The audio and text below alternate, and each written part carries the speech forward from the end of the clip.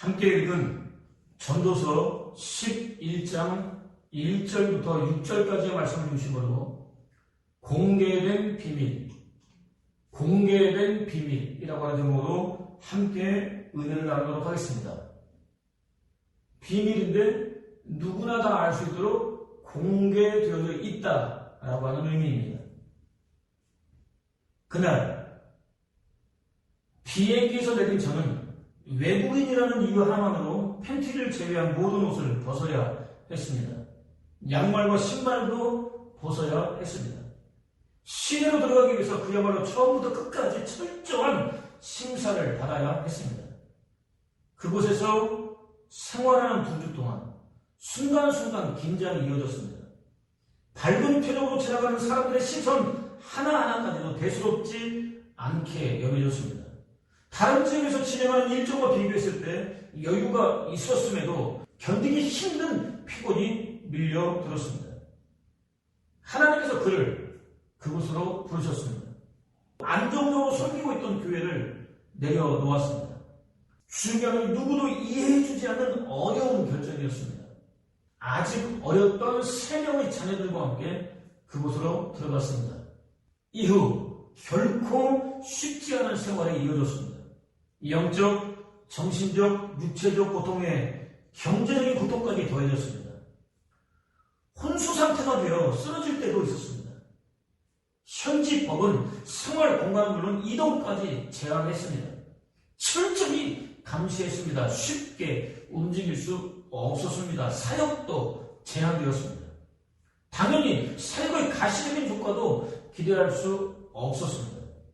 그것을 형편과 사정이 어떠한지 모르는 사람들은 움직이지 않으려 하고 지극히 무기력해 보이는 그를 쉽게 판단했습니다. 낯선 땅에서 아무것도 하지 않고 무기력하게 지낼 바에야 차라리 나고 자라는 고향의 안정된 교회에서 목회하지 왜 그런 선택을 했느냐고 책망했습니다. 그는 아랑곳하지 않았습니다. 이해시키려고 하지 않았습니다. 묵묵히 견뎠습니다. 여전히 어려운, 아니 하루가 다르게 악화되고 있는 힘겨운 상황에서도 자신의 자리를 지키고 있습니다. 가문에 봄나듯 기회가 주어질 때마다 절대로 놓치지 않고 예수 그리스도의 복음을 전하고 있습니다. 절대로 쉽지 않은 형편임에도 불구하고 하나님께서 허락하시는 것들 가운데 일부를 따로 떼어서 나누는 삶을 살고 있습니다. 그는 국가가 공식적으로 인정하는 목사입니다. 지역은 물론 성적으로도 활동비를 받을 수 있는 자격을 갖추었습니다. 심증이 가는 누군가가 가로채고 주지 않았습니다. 사람들의 생각은 달랐습니다. 받고 있으면서도 숨기고 있다고 확신했습니다. 굳이 변명하지 않았습니다. 어느 날 담당 공안이 그를 불렀습니다.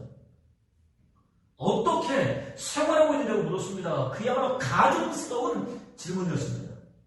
그는 자신이 섬기고 있었던 문둥병 환자들과 함께 찍은 사진을 보여주었습니다. 그들이 자신의 필요를 더할 나위 없이 풍성하게 부족함이 전혀 없이 채워주고 있다고 대답했습니다.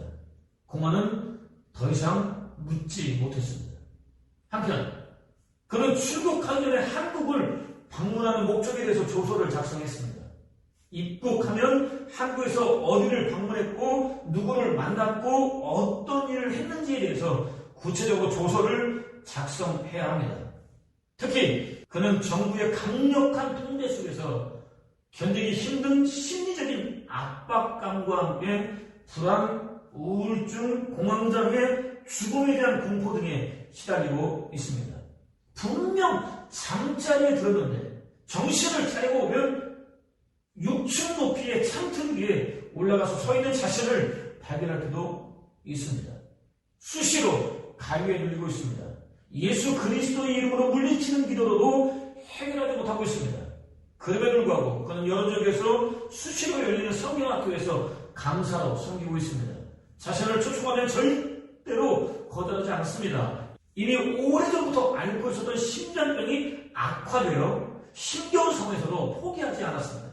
심박 동기가 문제를 일으켜서 의식을 잃고 쓰러진 적이 한두 번이 아니었지만 그때도 포기하지 않았습니다. 은혜 안에서 값없이 선물로 주어진 예수 그리스도의 복음을 전하기 위해서 최선을 다하고 있습니다. 예수 그리스도의 복음을 전하겠다는 일념 하나로 일어난 이름 없는 하나님의 종들을 한결같이 섬기고 있습니다. 자신에게 부어주신 하나님의 능력은 물론 하나님께서 허락해 주시는 물질을 조금도 아끼지 않고 기꺼이 쏟아붓고 있습니다. 저와 함께 먹고 마시며 동행했던 예전의 모습 그대로 하나님을 섬기고 있습니다. 그들에게 영광을 돌리거나 칭찬할 생각은 조금도 없습니다. 다만 이름도 없이 빛도 없이 예수 그리스도의 복음을 전하는 하나님의 종들이 지금도 여전히 남아있다는 사실에 대해서 말하고 싶을 뿐입니다. 그렇다면 오늘 저와 여러분은 과연 어떻습니까? 예수 그리스도의 복음을 전하기 위해서 자신에게 허락되어진 능력과 물질을 기꺼이 쏟아붓고 있습니까? 천하보다 귀한 영혼을 일으켜 세우기 위해서 기꺼이 쏟아부을 수 있겠습니까? 열매가 단 하나도 모이지 않는 그야말로 절망적인 상황에서도 쉬지 않고 쏟아부을 수 있겠습니까? 지혜는 너는 내 떡을 물 위에 던져라 라고 외쳤습니다. 떡은 삶에 꼭 필요한 돈일 수 있습니다. 시간일 수도 있습니다. 재능일 수도 있습니다. 소중하게 여기는 것일 수도 있습니다. 얼마든지 내놓을 수 있는 99%의 진심이 아니라 죽을 만큼 내놓기 어려우시는 1%의 전심입니다. 99%의 진심을 움직일 수 있는 전심입니다. 지혜는 그 떡을 물 위에 던지라고 외쳤습니다. 자신 혼자 독차지할 수 있는 전유물로 여기지 말고 필요를 가진 사람에게 나눠주라고 외쳤습니다.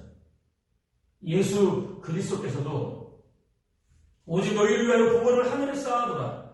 거기는 점이나 동독이 해하지 못하며 도둑이 구멍을 뚫지도 못하고 도둑질도 못한다.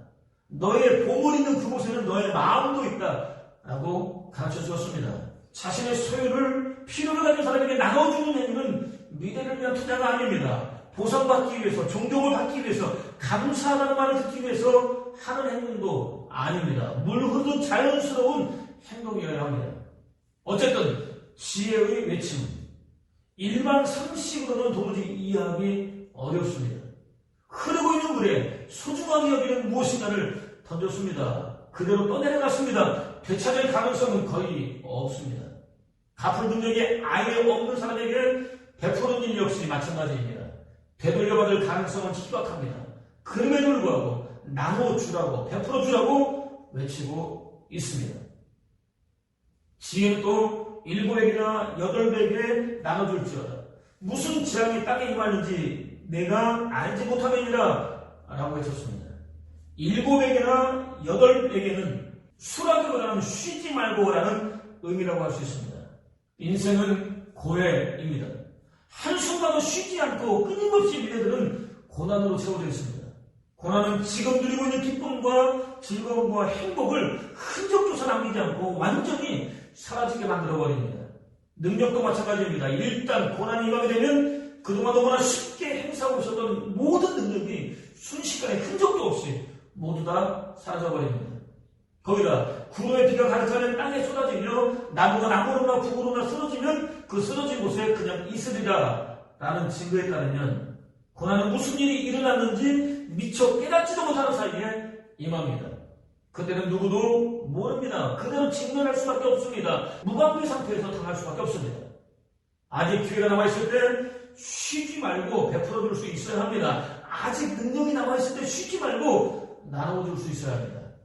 풍세를 살펴보는 자는 파종하지 못할 것이요 구름만 바라보는 자는 거두지 못하리라 라는 증거대로 결코 쉽지 않은 환경과 여건 속에서도 주저하지 말아야 합니다. 더 좋은 기회가 주어지게 되면 기꺼이 해보겠다는 이유를 내며 뒤로 미루지도 말아야 합니다. 지금 즉시 용기를 내야 합니다. 아낌없이 베풀어 줄 수 있어야 합니다. 바람의 길이 어떠한가 아이의 자의 태에서 뼈가 어떻게 자라는지를 내가 알지 못한 같이 만사를 성취하시는 하나님의 일을 내가 알지 못하느니라 라는 증거대로 하나님께서는 인간사와 자연계의 모든 일을 당신의 거룩한 뜻대로 주관하십니다. 누구도 거부할 수 없는 절대 주권과 누구도 흉내낼 수 없는 탁월한 섭리로 다스리십니다. 한계와 연약함에 갇혀있는 인간은 제대로 알 수 없는, 아니 이해할 수 없는 놀라운 일을 행하십니다. 당신의 뜻을 한치의 오차도 없이 완벽하게 이루어내십니다. 바람의 길을 만드십니다. 태의 뼈가 자라게 하십니다. 저와 여러분으로서는 도무지 이해할 수 없는 신비로운 일들을 행하십니다. 반면 너는 아침에 씨를 뿌리고 저녁에도 손을 놓지 말라. 이것이 잘 되는지 저것이 잘 되는지 혹 둘이 다 잘 되는지 알지 못함이니라 라는 증거에 따르면 저와 여러분은 자신의 행위가 어떤 열매를 맺을지 전혀 모릅니다. 어떤 행위가 열매를 맺을지 모릅니다.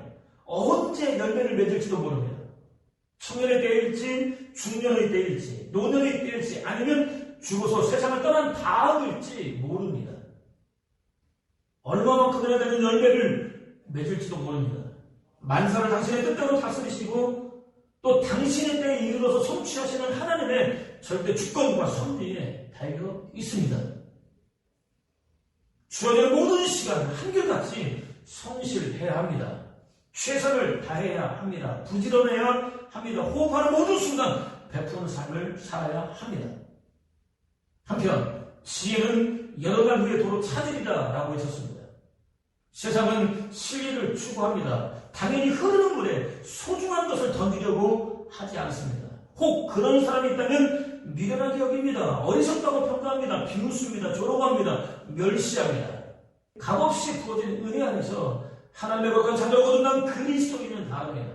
흐르는 물 위에 파종합니다. 흐르는 물 위에 자신의 소유를 기꺼이 던집니다. 세상 사람들이 목숨을 벌기 위해서까지 지키려고 몸부림치는 것들을 아낌없이 던집니다.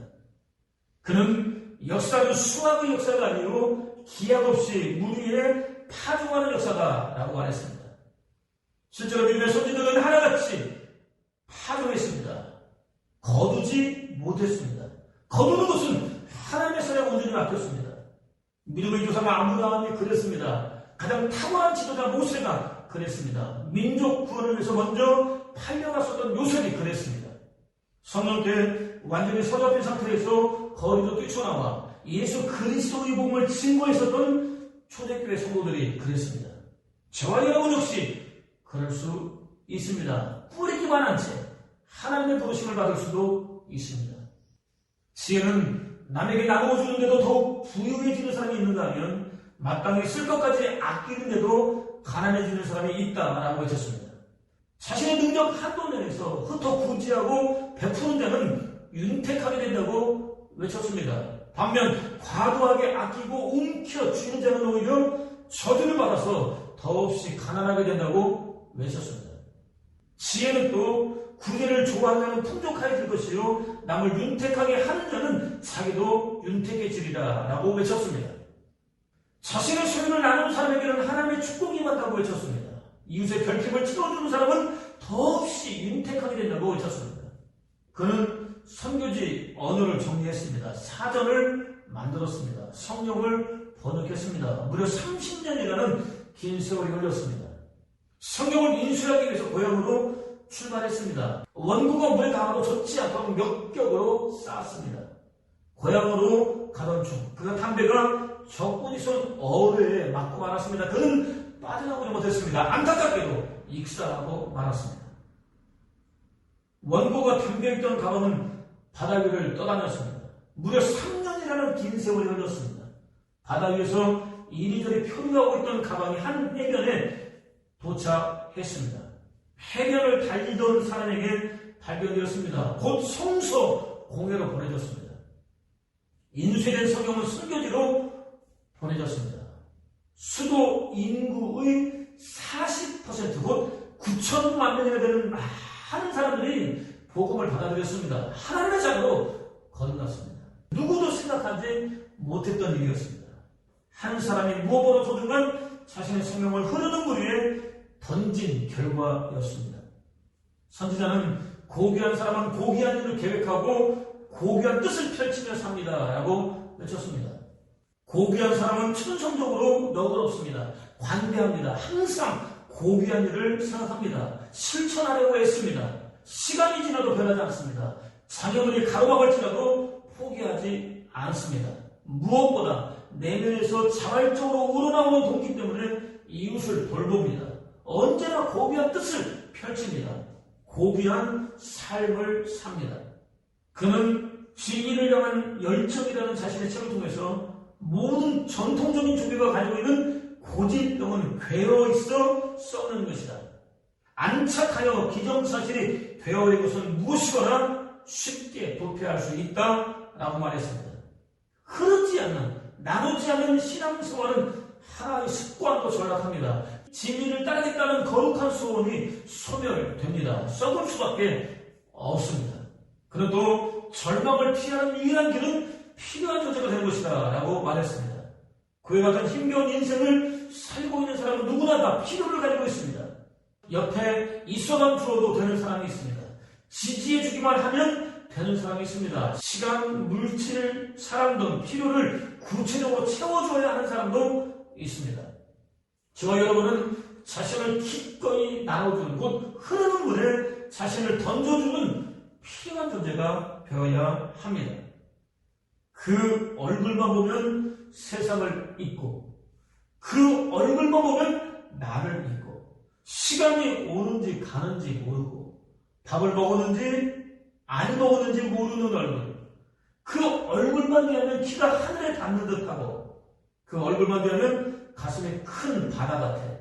남을 위해 주고 싶은 마음 파도처럼 일어나고, 가슴이 그저 시원한, 그저 마주 앉아 바라만 보고 싶은 참 아름다운 얼굴이라는 그의 고백대로 저와 여러분은 허물과서로 죽은 인류 구원을 위해서 당신 자신을 거룩한 희생제물로 내려오신 예수 그리스도 안에 있을 때 비로소 남을 위해 주고 싶은 마음을 가질 수 있습니다. 사실 저와 여러분은 어떻게 진행될지, 어떤 열매를 맺을지 도무지 알 수 없는, 아니 가늠조차 할 수 없는 불확실한 인생을 살고 있습니다. 거기다 하나님의 생각은 저와 여러분의 생각과 다릅니다. 하나님의 방법과 저와 여러분의 방법도 다릅니다. 또 저와 여러분이 매일 경험하는 일상 속에는 하나님의 신비들이 깃들어 있습니다. 세상 모든 지식과 해박한 신학과 무수히 많은 경험을 통해 갖게 된 탁월한 지혜로 무장한 사람이라고 할지라도 다 알 수 없습니다. 은혜 안에서 값없이 선물로 주어진 하나님에 대한 믿음으로 무장했을 때 비로소 겨우 사람일 수 있습니다. 또 저와 여러분이 하나님의 뜻대로 살지 않는 이유는 모르기 때문이라기보다는 살고 싶은 마음이 아예 없기 때문입니다. 미라는 자신을 내놓고 썩을 때 비로소 30배, 60배, 100배의 열매를 맺을 수 있습니다. 떡은 흐르는 물에 던질 때 비로소 더할 나위 없는 축복으로 돌아오게 되어 있습니다. 누구나 알 수 있도록 공개된 비밀입니다. 그들과의 짧은 만남을 끝내고 집으로 돌아오는데 마음이 너무나 착잡했습니다. 너무나 우울했습니다. 너무나 미안했습니다. 사지와 같은 현장으로 돌아가는 그들에게 줄 수 있는 것이 거의 없는 저의 현실이 너무나 안타까웠습니다. 그들을 당신의 종으로 거룩하게 구별하여 부르신 하나님께서 모든 필요를 채워주실 것이라는 마음으로 제 자신을 위로해 보려고 했지만 달라지지는 않았습니다. 오늘도 여전히 착잡하고 안타까운 마음으로 보내고 있습니다. 성령께서 사지로 들어가는 그들에게 충만하게 임하시는 은혜를 구해주십시오. 사역과 관련된 모든 필요가 채워지는 은혜를 구해주십시오. 수고하고 또 수고했지만 단 하나의 열매도 얻지 못하는 절망적인 상황이 주어진다 할지라도 절대로 포기하지 않고 오히려 더욱 힘을 써서 자신의 정보를 쏟아부을 수 있는 은혜를 구해주십시오. 예수 그리스도께서 앞서가신 길을 따라갈 수 있는 은혜를 구해주십시오. 맡겨진 사역을 충분히 감당할 수 있는 영적, 정신적, 육체적 건강을 넘치도록 부으시는 은혜를 구해주십시오. 무엇보다 저와 여러분 역시 물질이든 능력이든 시간이든 기꺼이 믿음으로 물 위에 던질 수 있는 은혜를 구해주십시오. 그것을 통해서 허물과 서로 죽은 인류 구원을 위한 하나님의 거룩한 사역에 동참하는 복된 삶, 힘겨운 하루를 살아내고 있는 이웃의 필요를 채워주는 복된 삶, 흐르는 물 위에 파종하는 믿음의 사람들에게 반드시 축복으로 바뀌어 돌아오는 하나님의 공개된 비밀을 경험하는 복된 삶을 사는 저와 여러분 되시기를 주님의 이름으로 축원을 드립니다.